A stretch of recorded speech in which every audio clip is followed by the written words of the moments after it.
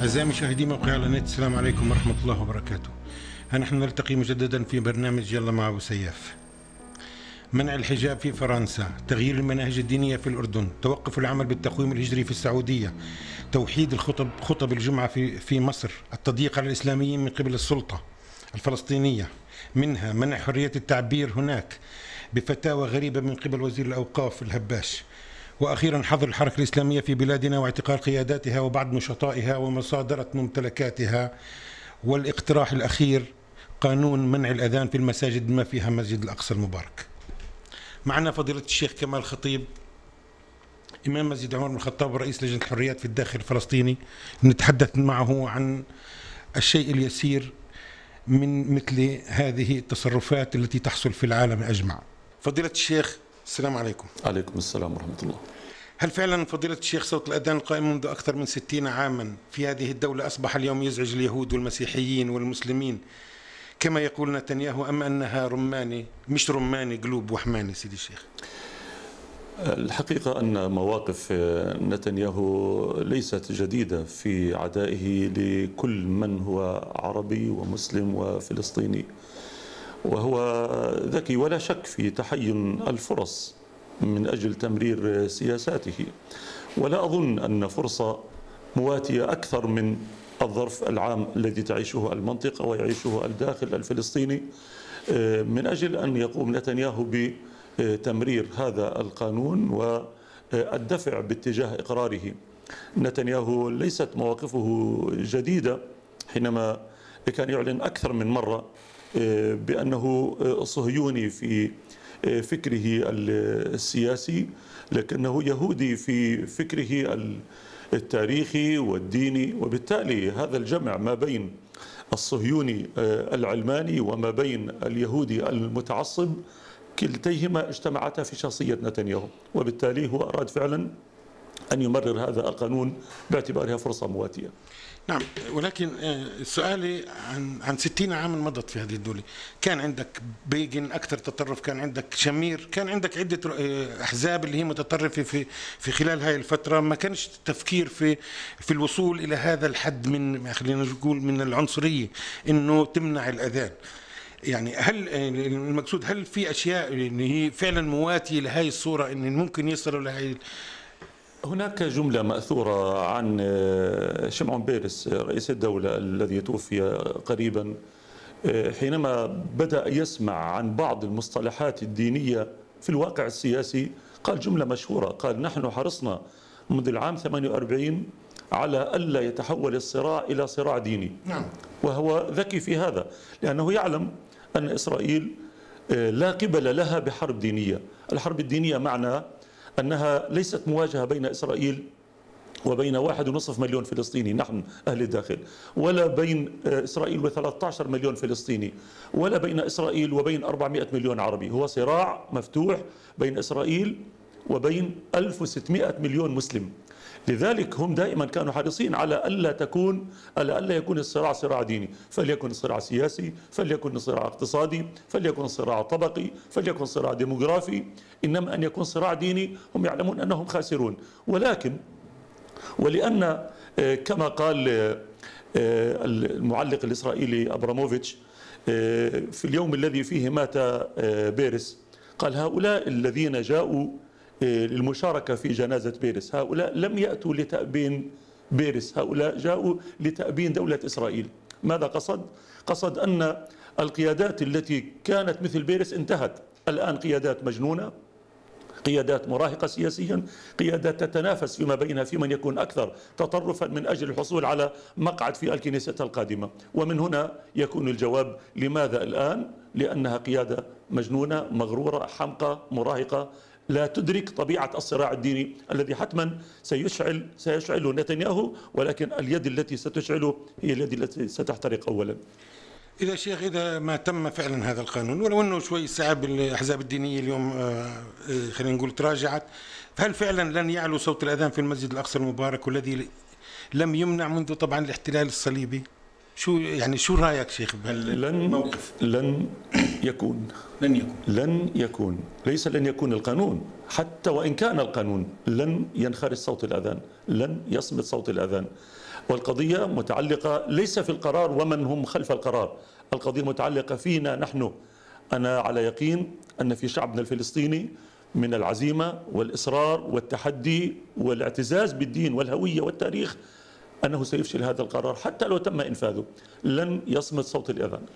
شيخ، لو أجينا نربط بين تصريحات وزير الأوقاف الفلسطيني الهباش، اللي طبعا بشكل أو بآخر يمثله كسلطة فلسطينية، يمثل موقف الشارع الفلسطيني أمام العالم. تصريحات مهادنة، خلينا نسميها تصريحات سلمية، تصريحات تدعو إلى مثل هذه القوانين. هل لها دور في إعطاء الفرصة أمام مسني هذا القانون أن يتجرؤوا؟ لا الهباش ولا أسياد الهباش قادرين على مواجهة تيار شعبي فلسطيني على الأقل محافظ، لا أقول ملتزم، على الأقل محافظ.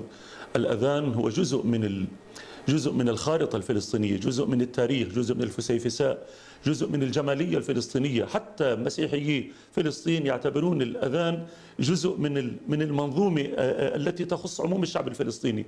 وبالتالي الهباش حتى لو انبطح أكثر مما هو عليه، وأبو مازن حتى لو داهن أكثر مما هو عليه، أصلا هم لم يبقى عندهم أوراق كثيرة من أجل أن يلعبوا بها، هم أحرقوا كل الأوراق. لذلك شعبنا الفلسطيني فاقد الثقة بهم، والمؤسسة الإسرائيلية تعلم أنهم لا يمثلون الشعب الفلسطيني، ولذلك لن يكون الرهان عليهم رهانا رابحا.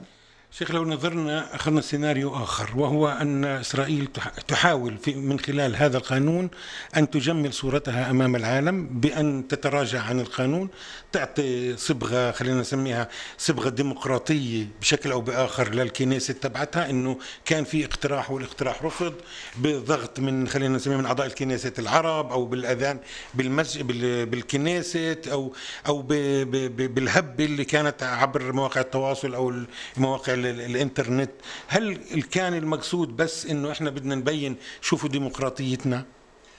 اولا نحن نبارك كل جهد بذل من اجل مواجهة هذا القانون الظالم،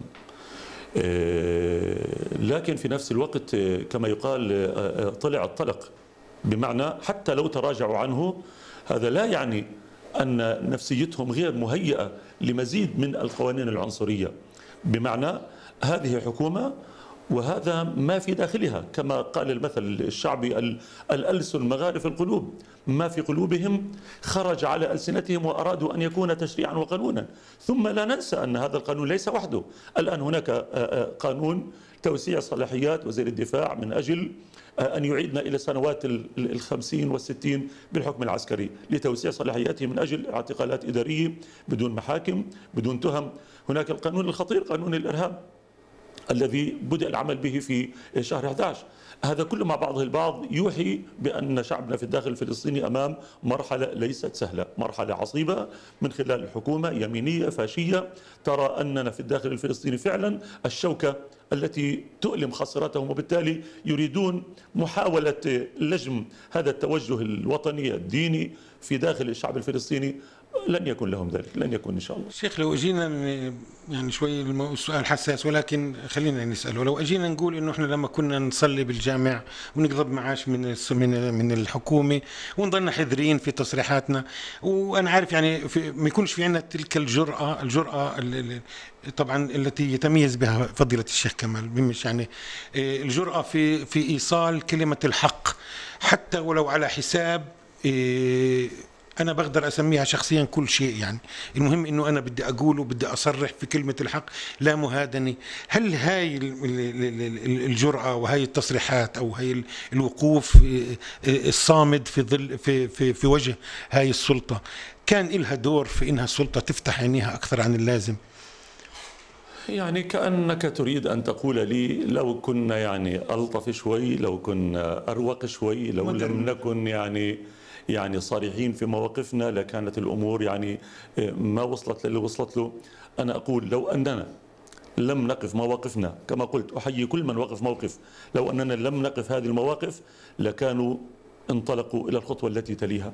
إسرائيل سياستها سياسة الخطوة خطوة، تقوم بخطوة تقيم، تنظر إلى ردود الفعل، إذا رأت الجميع صامت حتما ستنتقل الخطوة التي تليها. وهذا ما حصل في المسجد الأقصى. المسجد الأقصى كان لا يتم دخول اليهود إليه بعد العام 2000، بدأوا يدخلون بشكل أفراد، بشكل متباعد، بعد ذلك بدأوا بشكل مجموعات، بعد ذلك بدأوا يدخلون في رمضان الذي لم يدخلوه أبدا، دخلوا ليلة القدر في العام 2014، الآن يدخلون ويتمتمون، الآن يدخلون ويصلون. هذا كله في ظل قياس ومقارنة بين الخطوة والتي سبقتها. ولذلك احنا يعني مواقفنا هي صريحة نعم، لكن هذا يعبر عن عقيدة، والعقيدة لا مجال للمساومة فيها، يعبر عن حق، والحق لا مجال للتفريط فيه. شيخ، انت حكيت عن اول شيء بركه الخطوه او الخطوه الوحدويه التي تمت، او الوقوف حتى مسيحي فلسطين داخل الكل وقف في ضد هذا القانون. ما هي السبل حسب رايك التي يمكن من خلالها ان احنا نقدر نجمع انفسنا كلياتنا في اطار واحد الى نقف كلياتنا في وجه مثل هذه القوانين المجحفه؟ يعني بهمش، خلينا نوضح اكثر. في عندنا احنا طبعا في ناس اللي هن ماشيين في اطار الكنيست والالتزام بالقانون. طبعا للاسف في عندنا حركه اسلاميه اللي هي حضرت، اللي بطلت تقدر تتصرف كما كانت تتصرف من خارج اطار الكنيست. كيف ممكن جمع مثل هذا خلينا نقول التناقض في سبيل الوقوف ضد هاي الهجمه الشرسه علينا؟ أن نصبح جسم واحد وتوجه واحد وفكر واحد مستحيل، ولو شاء ربك لجعل الناس أمة واحدة ولا يزالون مختلفين. لكن كوننا مختلفين فكريا وسياسيا هذا ليس معنى أن ليس بيننا قواسم مشتركة يمكن أن نلتقي عليها. ولذلك جاء مثلا هذا القانون ليجعلنا جميعا، حتى غير المتدين يعتبر الأذان جزء من التراث، حتى غير المتدين يعتبر الأذان يعني لحن جميل يحب أن يسمعه كل يوم.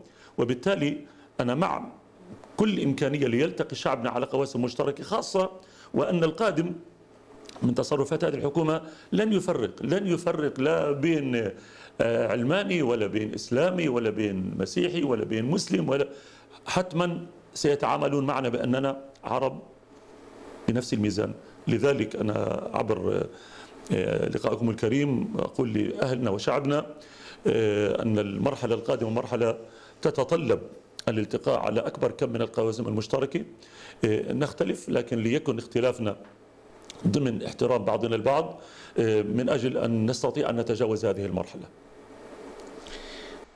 شيخ، بس مش حدد كيف ممكن أن نتصدى. هل مثلا أنت كشيخ كمال تدعو إلى التصدي من خلال الكنيست ومن خلال مظاهرات قانونية، من خلال المساجد، من خلال المقصود أنه بدنا نحدد إحنا أجندة للعمل اللي خلال فترة قصيرة جدا يعني كل ظرف له متطلباته، يعني حتى وإن كان يعني هناك من هم داخل الكنيست ويعملون من خلالها، هذا ليس معناه أن من هم خارج الكنيست يريدون أن يعملوا خارج القانون، لا أبدا، لا، ضمن القانون، ضمن القانون. ولذلك مثلا أنا قلت يعني فيما يخص قضية الأذان، يعني يمكن أن يكون ضغط على المؤذنين الموظفين رسميا في وزارة الأديان الإسرائيلية.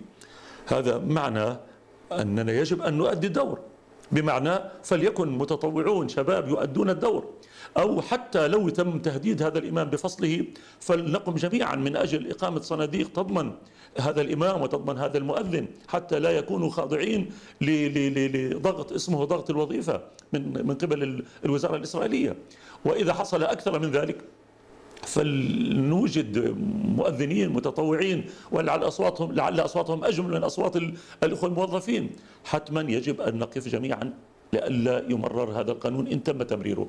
صوت الأذان لن ينخرس. أنا أريد أن أذكر المجتمع الإسرائيلي، يبدو أنهم أغبياء في قراءة التاريخ، لأقول لهم الصليبيون الإفرنج أهل أوروبا احتلوا المسجد الأقصى 90 سنة، 90 سنة لم يرفع الأذان في المسجد الأقصى. ماذا كانت النتيجة؟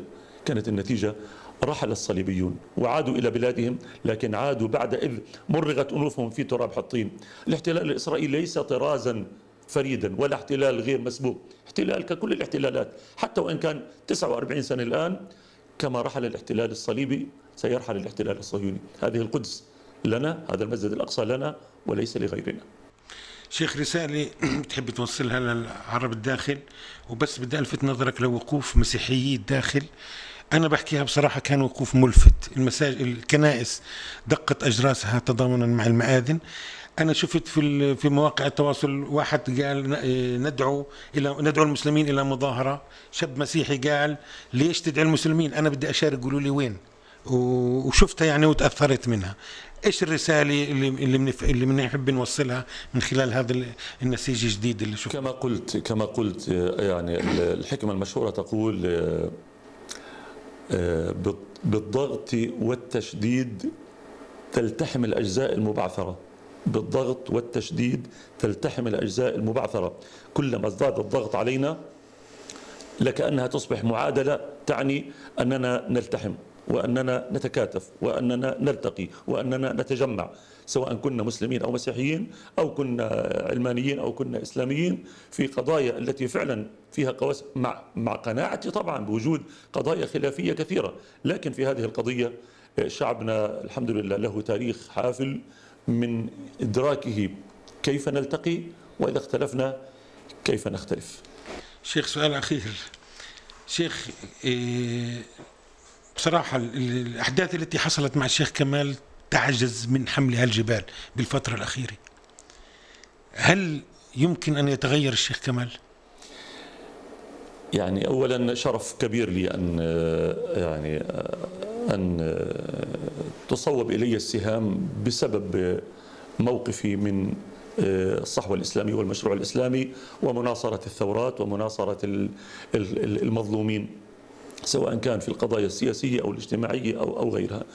وأنا أعلم لما اخترت هذا الطريق أعلم أنه طريق صعب، طريق محفوف بالأشواك، ليس مفروشا بالورد. أنا أعلم أن كل من أراد أن ينتصر لدينه، لأهله، لشعبه، لمقدساته، يجب أن يدفع ثمن، يجب أن يدفع ضريبة. وبالتالي شرف كبير لي حقيقة، يعني إنما أن يظن أن كثرة تصويب السهام إلى كمال يمكن أن تثنيه عن إصراره على استمرار أداء دوره، هذه سهام إن شاء الله ستتحطم على آمل أقول على صلابة موقفي، مستعينا بالله سبحانه وتعالى. شيخ كمال، شكرا لك، بارك الله فيك. شكرا لكم. شكرا لكم أعزائي المشاهدين.